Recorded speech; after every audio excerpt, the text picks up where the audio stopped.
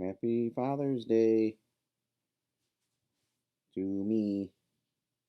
I'm going to go ahead and assume that none of you in the class are fathers. But if you are, Happy Father's Day.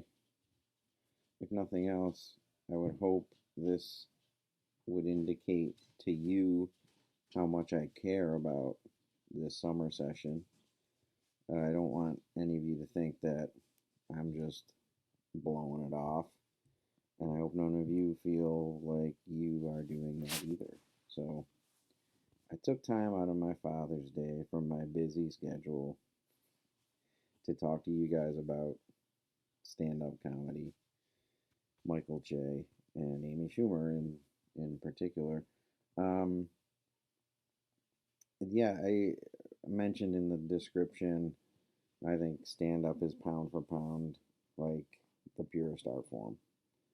Um, and it's one place where you can, for the most part, you can go to get, you know, to not be pitched to, as it were, right? All our entire lives, you guys more so than me, but me too. We've been pitched to, right? Being sold things, advertisements everywhere, and uh, advertisements and agendas and the news. You can't even get news anymore. All the news is propaganda and spun a different way, a very specific way to its opinion. It's not fact or truth or news anymore. So it seems like everywhere you look, you're getting, you're trying to, people are trying to trick you, I guess. Except for, well, stand up is one of the few areas that you can kind of trust that you're not going to be pitched to. And that's refreshing from my point of view. And I think these two comedians, among many others, in this recent um, wave of quote unquote good comedy. I think stand up is where you see the difference between good comedy and just comedy um, most glaringly is stand up. We talked about this in the intro and things like that, but there's fundamental differences. In stand up, you can see them more clearly. You can track the movement in comedy towards uh, a more meaningful aesthetic over the last 20 years or so. You had guys like Lenny Bruce and Richard Pryor and George Carlin, but they were kind of the exception. Now I think it's more difficult to have a successful stand-up career and not be making statements about, you know, voicing your opinion about issues such as the ones that Michael Che brings up, right? Most of you in your comments listed the variety of topics that he covers, right? Religion, Black Lives Matter, police brutality, um, gentrification, homophobia, like all those kinds of things, like important things. And Amy Schumer does this similarly, not me with a different focus, obviously, on women and body image and double standards and all these kinds of things that are again important, right? And she does it in a way that's, I think, more honest and truth telling than just like silly. If that makes any sense. If any of you seen Whitney Cummings, she kind of does. She drives me crazy because she's super successful. Her last special is a progression from what I'm what she was kind of known for, but she was kind of known for, hey, men are like this and women are like this, which is cute and is usually funny because yeah, we all get that. but where's the depth? Like for me, especially in stand up, it's like I need more than that now. I grew up watching comedians and SNL and stuff like that, and you love sort of the physical, right? People falling down, people getting kicked in the nuts, like Chris Farley or whatever. But eventually, if you're any student of comedy, you get to the point where that's not enough.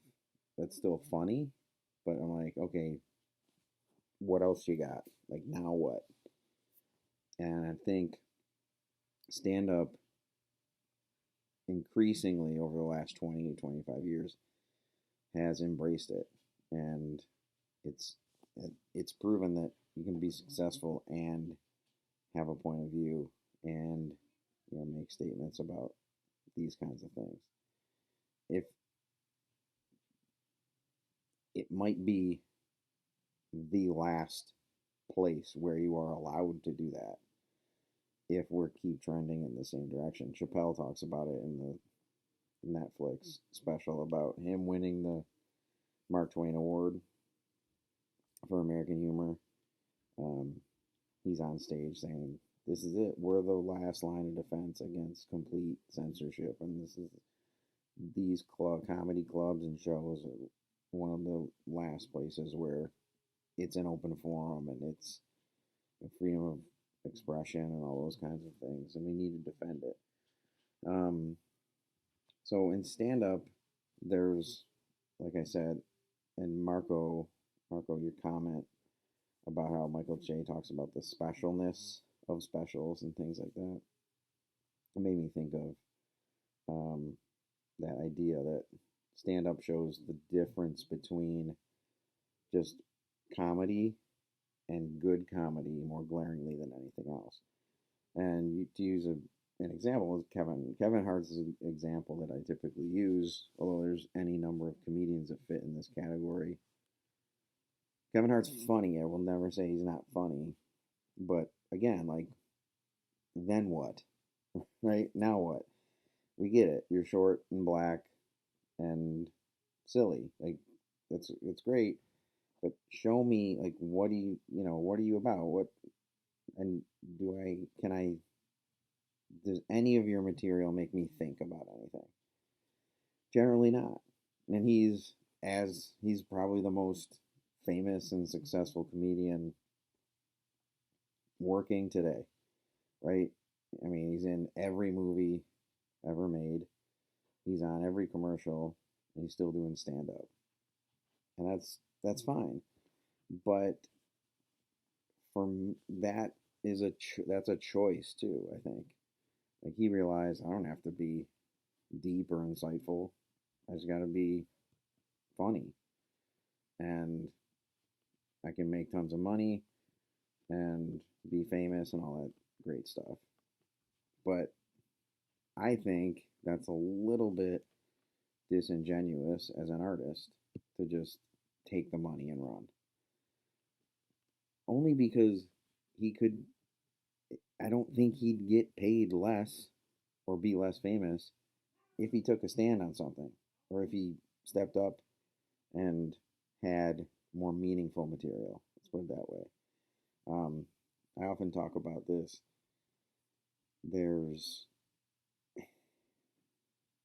we look at entertainment, media, and we talk about responsibility and opportunity. Like, these two things are, we kind of lump them together. No artist is has the responsibility to make art that is both meaningful and entertaining. Right? You don't have to. It's not your responsibility to teach us about Black Lives Matter, da da da da.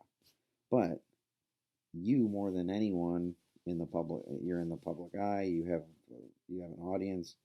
You have an opportunity to do that. Why would you not take it? That's sort of just a baseline uh, way that I measure,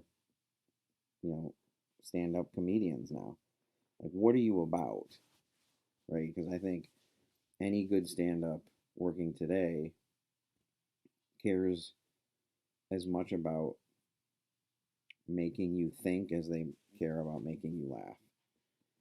Like, and that this has been a slow, just sort of change over the years. I mentioned probably in another video this session the number of stand-up shows and specials that are about something, right? That have gone into this almost confessional mode. I mentioned Tig Notaro, Gary Gulman, Patton Oswalt, Hassan Minhaj, Hannah Gadsby. I mean, you could argue that Che is sort of in this mode. I think Aziz just did a special. So it's becoming the norm, and I think it's a great thing. Or a guy like Gabriel Iglesias, right? He found the fluffy thing, and he's gonna ride that horse till it's dead, right? Um, and he's famous, makes tons of money, like all that stuff. But that, I think it's just again, no, I don't want him to. I'm not saying he shouldn't be allowed to do that, but I'm like, dude, come on. So I think Che is in this category, of yeah, he's funny, but he's about something. He's got opinions and he's got different perspectives. Same with Amy Schumer. And we'll get into them more specifically as we go. So Che, the N word stuff, and Caitlin talked about it as more than anybody in the comments. And Caitlin used the word of the efficiency of stand up. Like, stand up is an efficient way to sort of communicate these ideas and get them out. I thought that was a really interesting way to say it, and I like that. I'll probably steal it for future use. So thank you, Caitlin. But the N word thing is interesting because he talks about the context, right? It's all about context, but it shouldn't be. I agree with you, Caitlin. Like, no, but like, why does anyone want to say that word? I understand the whole taking the power back. I think that's kind of a flawed argument. There's always the debate of like, well, can white people say it? And my answer is always like, why would they want to? In what situation would you want to say that or need to say that? And you could make the same case for anybody, like considering the history and the power behind the word, like why. But Che talks about the pressure of the word, which I thought was interesting. And it's kind of a callback to an old Richard Pryor bit, and I'm sure he's heard the bit. And Pryor talks about how the word is just a devastating word. He stopped using it at one point in his career. And he's like, the word is just, it's different. Like, you can be in an argument, like he's saying, me, Richard Pryor, black man, could be in an argument with a white man, and you feel like you're on the same level, right? And then he'll drop the N bomb on you, and he's like, shit, now I have to deal with this, right? Like, now I'm less than human. I'm, yeah, it's just the connotation and what it suggests and what it says about the person saying it is just, it's a pressure that black people have to carry with them, every single day in every encounter. It's just like the pressure of that word. And I think Che kind of, I think, borrows from that Pryor bit, which is kind of an interesting um, connection. It's kind of like when he talks about earning racism, like that's kind of a funny little take there too.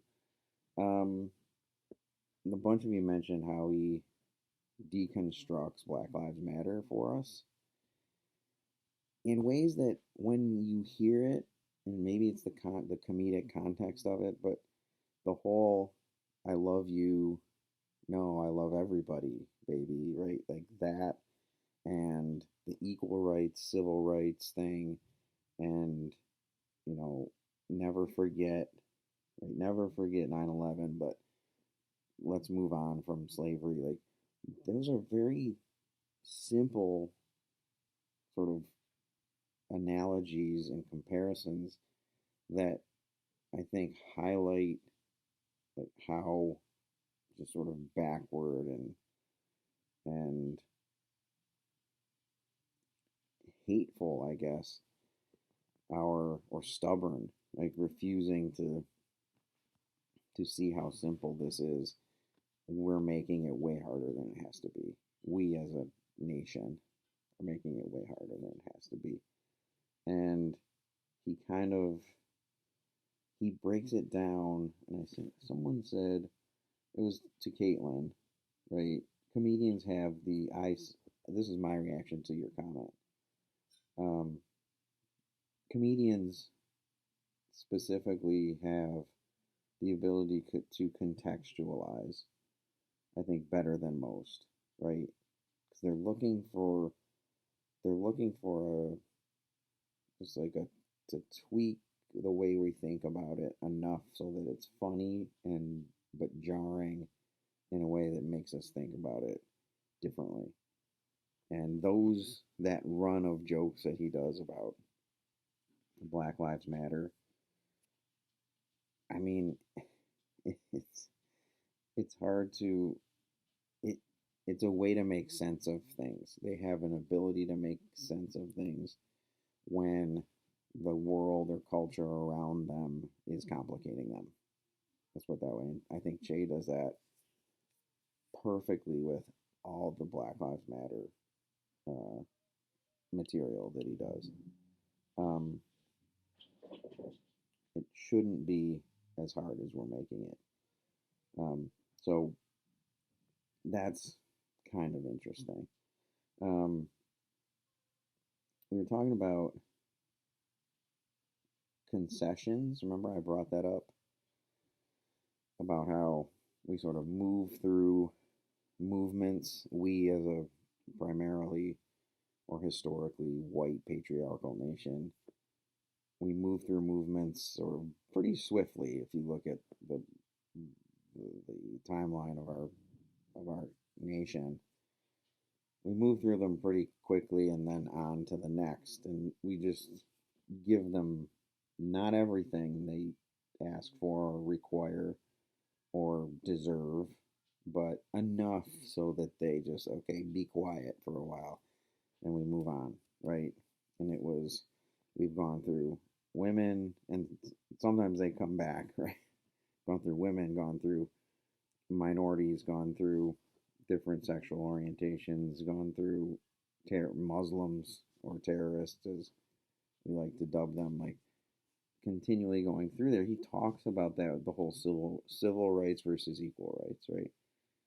Like we weren't even fighting for equal rights. It was civil rights, and how we as marginalized groups can't be satisfied or content with the concessions that the powers that be have decided to bestow upon us, right? They're not doing us any favors. And we need to, you know, we need to address that, right? Um, it ties in with his slavery 9/11 thing. Like, why do some people have to get over things, right? Um, so I think he does a really good job in the first half of that special to to navigate those difficult. A bunch of you mentioned that, right? He's talking about these difficult things, these and making them digestible, which is, a big thing that I'm always talking about, right? Comedy gives us access to ideas otherwise inaccessible, um, or that we don't want to look at, or that we, you know, are trying to deny or ignore. Um, so there's so much in that special that where I feel like Michael Che saying, "Okay, I'm gonna break this down for you as simply as possible." Like if if we can't all agree when we walk out of here on some of this stuff, well, that's on you. Like that's not on me. Um, the I'm looking at my notes over here. Um, a bunch of you mentioned. Well, Michelle brought up Harambe and the the gorilla thing, which is just so. I mean, is it not a microcosm of our country? Number one, it's a distraction from everything that's going on. Number two, are literally, black people are being shot by police like daily in the streets, and it's just like, yeah, whatever. And then one gorilla gets shot, and it's a meme, and it's a whole fucking movement. It's just a sad commentary on that. But concessions, Andrew. Yeah, Andrew's your comment was about like the civil versus equal rights. That whole bit was I sort of tie that into my concessions thing. Like he's saying we're not done. Like like there's still a long way to go here. So we can't be content with until we're equal, until all this shit stops. Um, oh, Marco, what? Let me see what you said here. Something about um,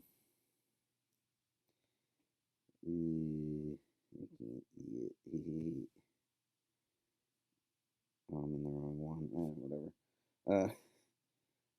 Marco, I wrote, meaning should enhance the humor and vice versa. Right? You were talking about how he goes kind of back and forth between these sort of like paces out these serious, quieter moments, and then joke and laughter, and like the meaningful things should make the funny things funnier, and the funny things should make the meaningful things meaningfulier, right? Like that's storytelling. That's 101. You know, Shakespeare. I'm talking about Shakespeare, but Shakespeare's plays, his comedies are tragic and his tragedies are funny. Like this idea that those two notions are always separate. I mean, I don't even have time to start explaining why that's a crock of shit to you guys. So I think stand up, you see it in this Jay special, right? He's back and forth, and you're thinking, and then you're laughing, and you're emoting, and you know, um, yeah, that whole that whole thing. But Gabe brought up the whole idea about speaking honestly to improve as people. Like that's the quote that you used, Gabe, I think. Um, and yeah, that was one of the best parts of the special. Right, you have to be able to say things to learn and grow. A nation of people who's just like afraid to say the wrong thing generally will never learn the right thing, if that makes any sense. Um, and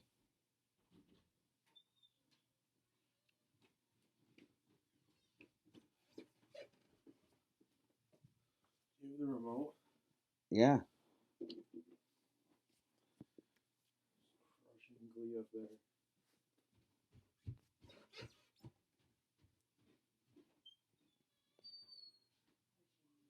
Hey, man.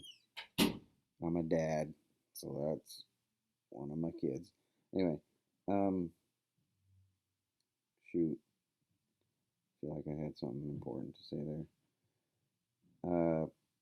You have to be able to say things to learn and grow, right?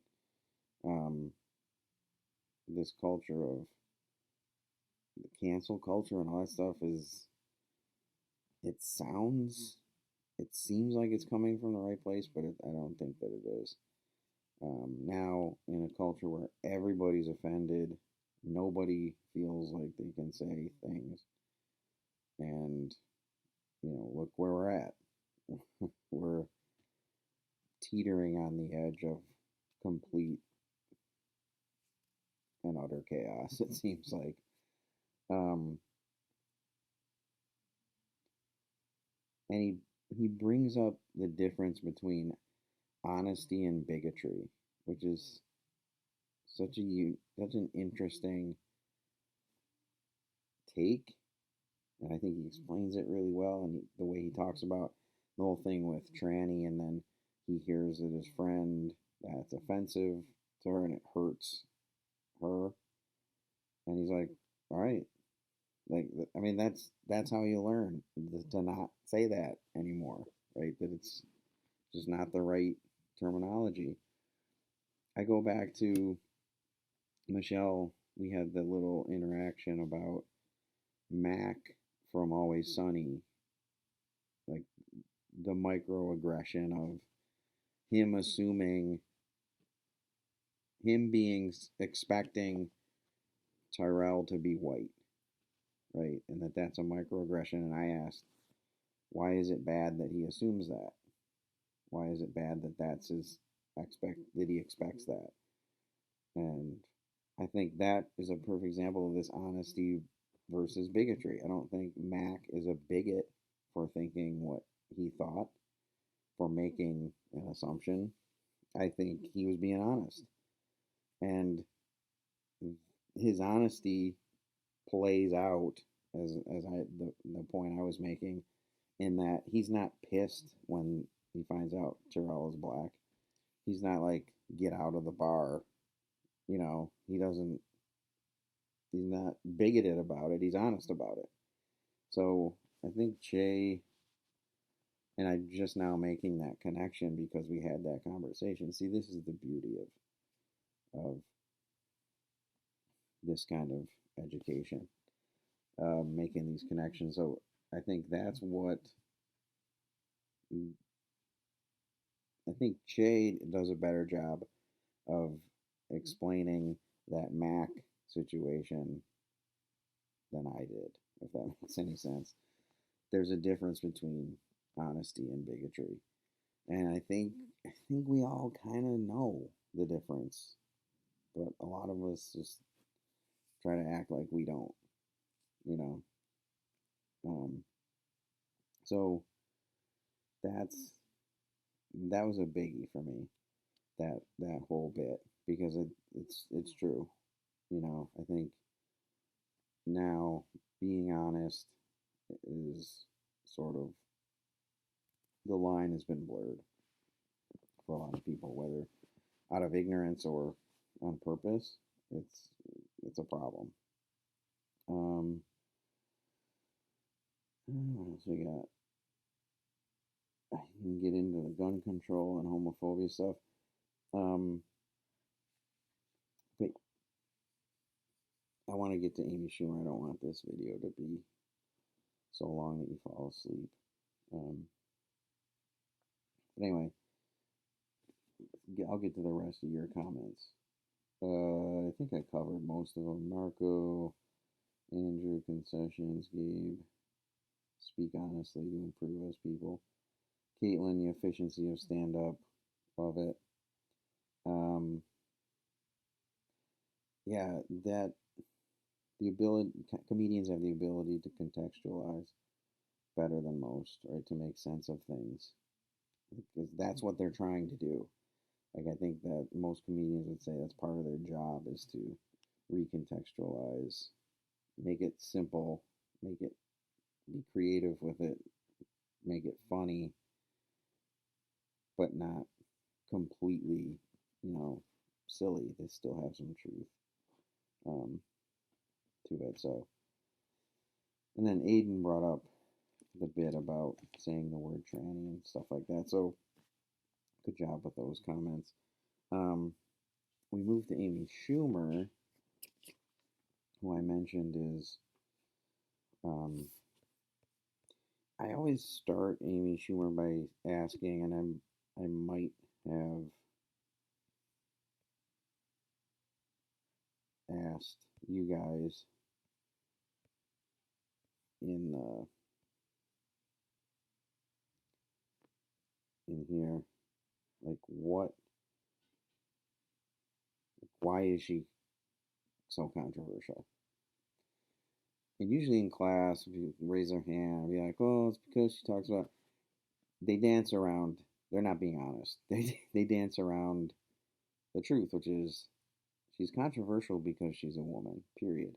Which is no one wants to say that because they kind of hope it's not true in the late 2000s or 2020 or whatever the fuck year it is. The special's from before that, so I was doing that. It's 100% because she's a woman, right? And Cade kind of brought that up. And Cade said basically she gets all this hate because she's a woman doing a man's job, as it were.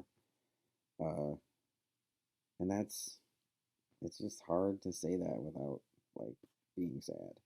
I I think. Um, and I think she has shown. I don't know if I talked about this, but you know the every any good comedian should go through a growth process and an evolution, basically. I probably talked about it. Sorry if I'm repeating this, but maybe you didn't hear it. And Carlin talks about this, right? There's a three-phase evolution that any artist, comedian specifically, should go through. The first one is the jester phase, and that's where most people in comedy get their start, right? Physical comedy just make people laugh, be silly, kick in the nuts, right?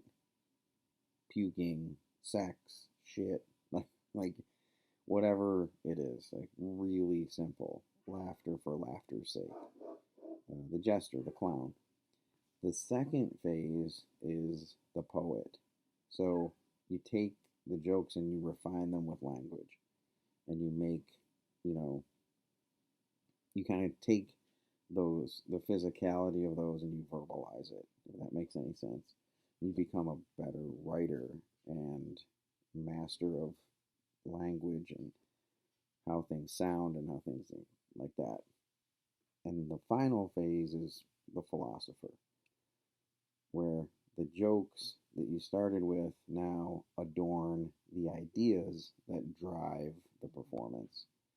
So I talked about that with South Park, the way South Park does it. Ideas first. Jokes should adorn the ideas. So if you look, you can look at most comedians and and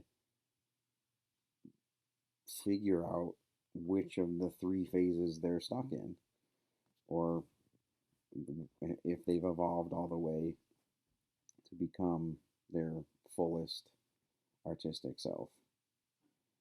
And I would say Kevin Hart is still a jester, right? He's still a clown, and funny as he may be, right? He hasn't.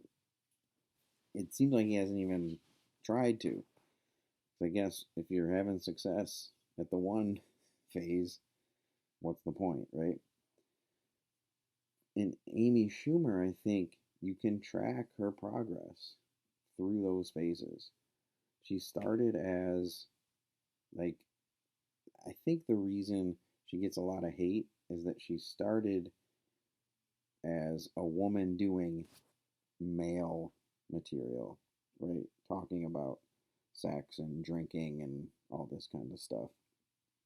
And most female comedians, when they break into the business, feel like they have to do that. And I give Amy Schumer credit for moving away from that. Like I mentioned Whitney Cummings before. If you watch Amy Schumer's, if you track her career, like her earliest specials are a lot of that stuff, like, oh, I'm a whore and I'm a drunk. Like, it's sort of sensationalized, and it's kind of cheap and easy. But this special at the Apollo, she's she's still that person. I think that's really who she is, but she's using that personality, her own experiences, and her humor to now address the issues that women face regarding sexuality and their behavior and things like that, and the different double standards. So you see, so like, and then she did Trainwreck, which is the movie that she's talking about with the personal trainer and the three things you have to do if you want to star in this movie, right? Be yourself, have fun, and stop eating food, right? Like that, all that. Trainwreck is, oh, sorry, I'm skipping ahead. The Apollo show that you guys watched gave way to her sketch show. Her sketch show is near perfect.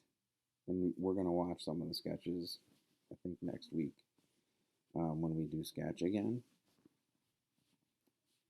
She does some of the, she's wrote and performed some of the best sketches ever. And it's exactly that transformation. So you can see her grow from this comedian just trying to be heard, right, to refining that material into the sort of pro women stance.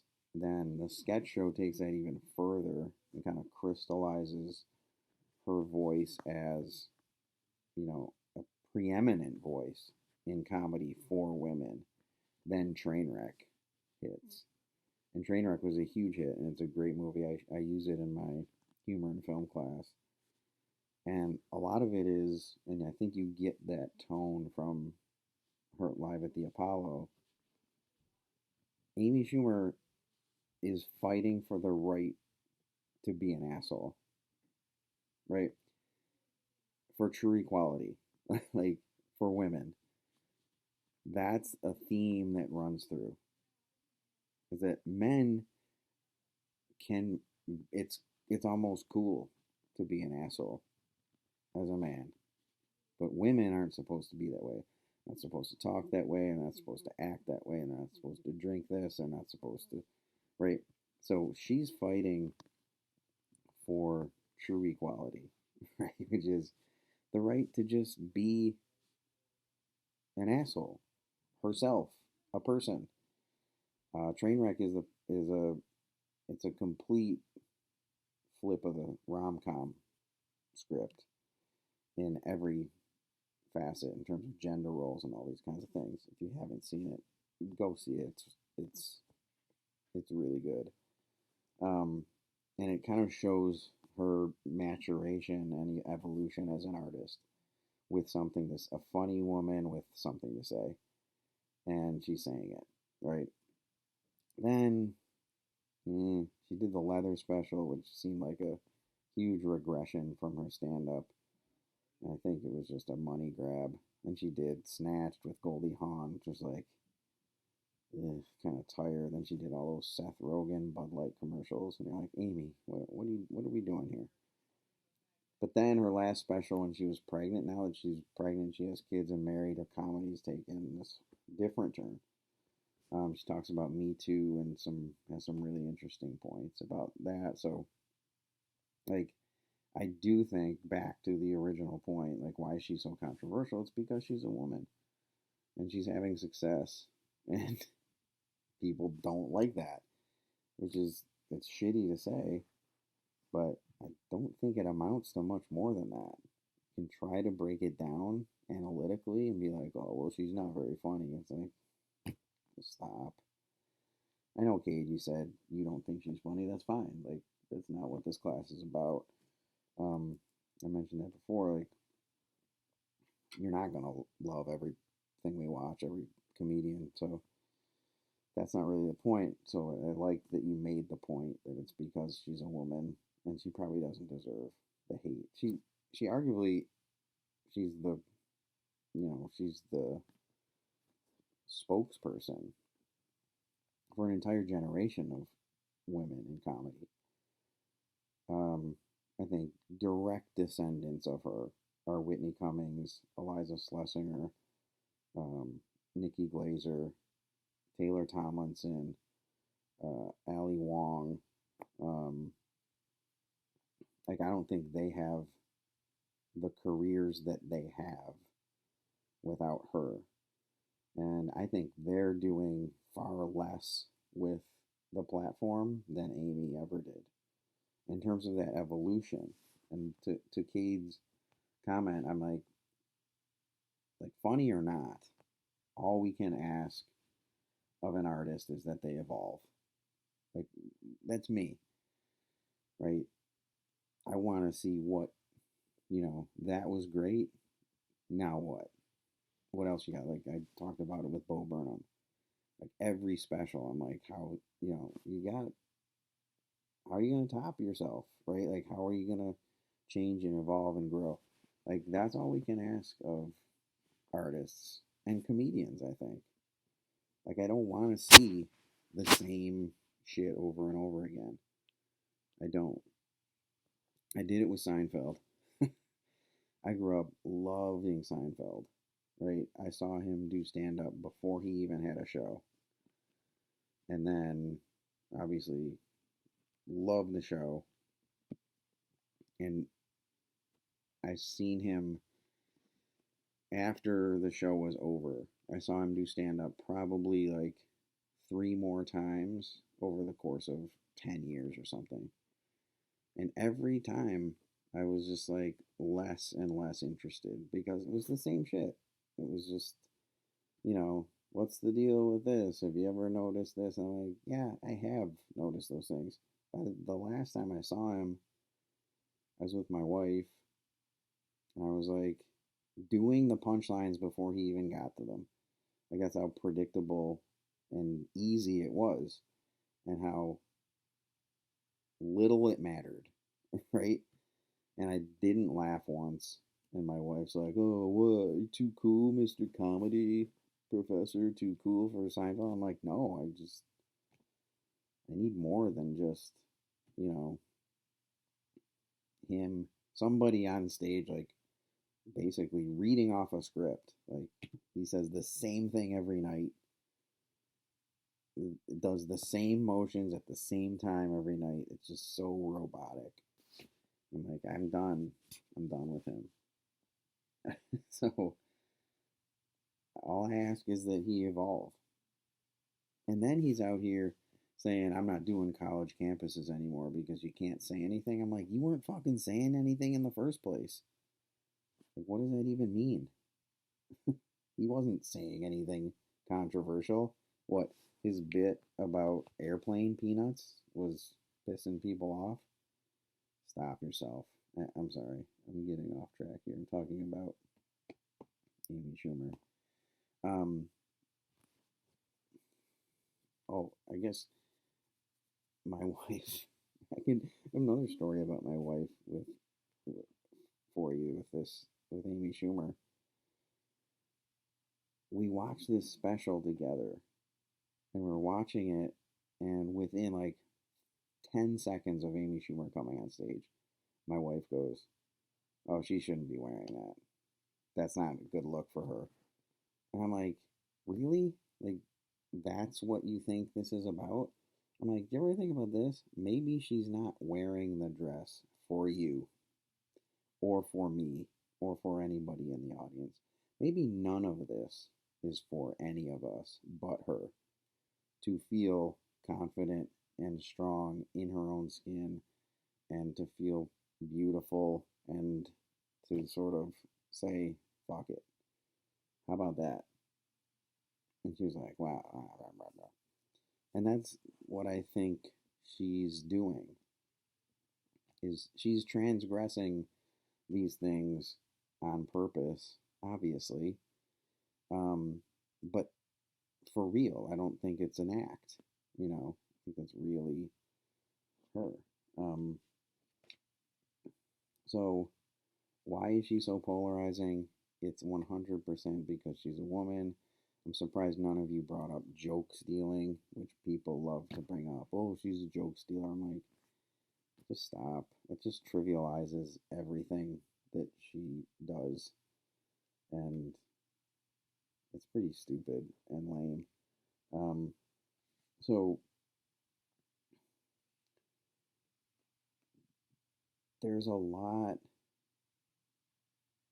about Amy Schumer that I didn't like either. I didn't like her until she started to show this evolution that I'm talking about. Because as I said before, I'm like, if I can watch you as a performer and be like, okay, figure you out in the first 10 minutes, and be like, and then what are we doing here, right? And that was her old stuff, and I think this was a turning point.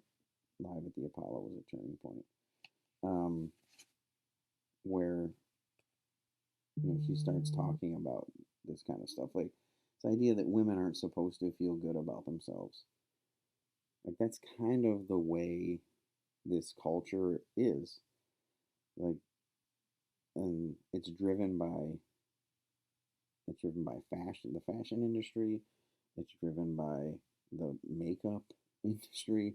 It's driven by most of corporate America is this idea that, and not just women, I think everybody, if nobody feels good about themselves, they're all going to be buying shit that is supposed to make them feel good about themselves.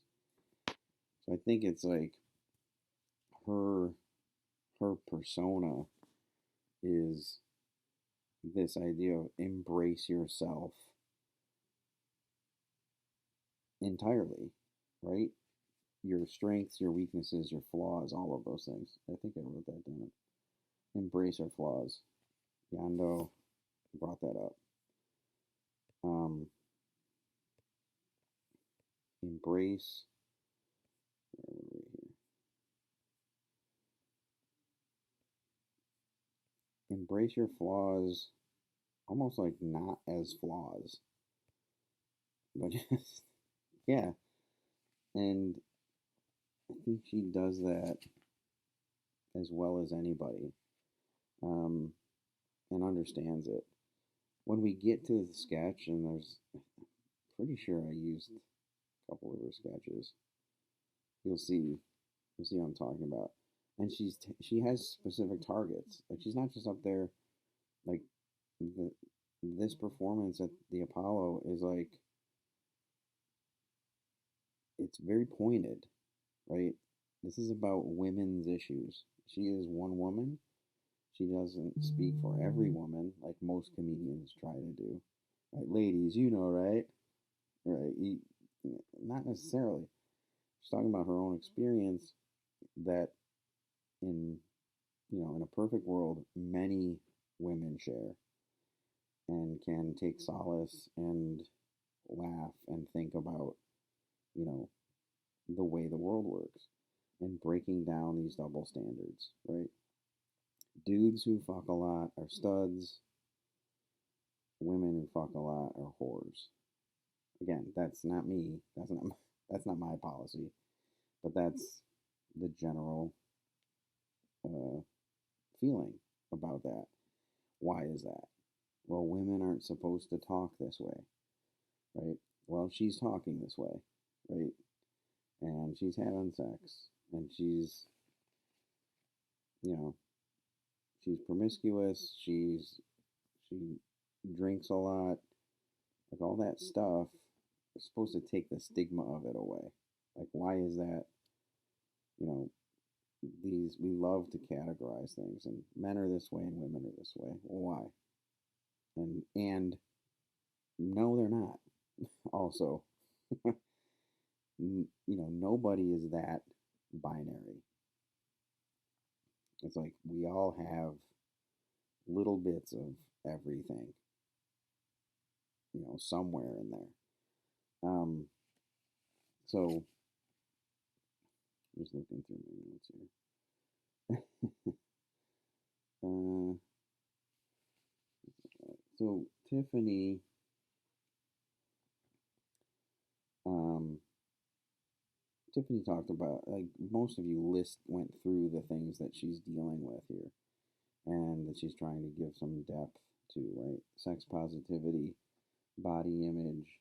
Um, she doesn't talk like a woman, right? Well, what is that? What does that mean in this day and age? Like, really, what does that mean? Oh, how ladylike of you if you say certain words. It's like all that shit should be gone. All of it. With out the door with the traditional gender roles and all of these sort of archaic notions of what it means to be A, B, C. They should be gone. All of it. And none of it should disrupt the everyday movement of the world. And none of it should upset anyone else. Like, I don't get it. And I think Amy Schumer doesn't get it. And the problem with when that happens is women tend to suffer, right? Women have had to bear the brunt of these distinctions more than most. Um, but it's become a psychological thing, right? Um,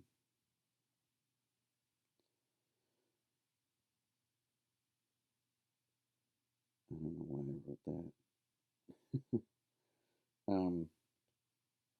Yeah, Caitlin talked about the expectations of women, and, like, why do we hold women to this higher standard? Like, what do we expect of women?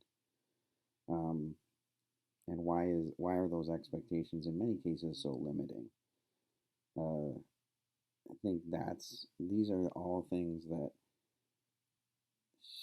Amy Schumer's trying to work through, not only like in a meta way, where it's like her on stage as a comedian in a male dominated industry, trying to sort of carve out space, um, but what she's actually saying, right? Um, so she's kind of living this and trying to break down these double standards and make women feel good about themselves regardless of what the culture is saying about them and their choices and their bodies and all those kinds of things. Um, you got to embrace our flaws and uh, the doubles. I wrote the double standard like 3 times for some reason. We get it, the double standard. Um, so there's that. Um, 53 minutes. If you haven't, looked at any of the other videos, the last video from yesterday, I talk about the paper a little at the beginning, so you don't have to watch the whole thing. But you should, like, because again, why am I doing this if no one's gonna watch them anyway? I'll give you guys paper details this week for the final paper, and other than that, have a good week and enjoy the content I have prepared for you. Bye.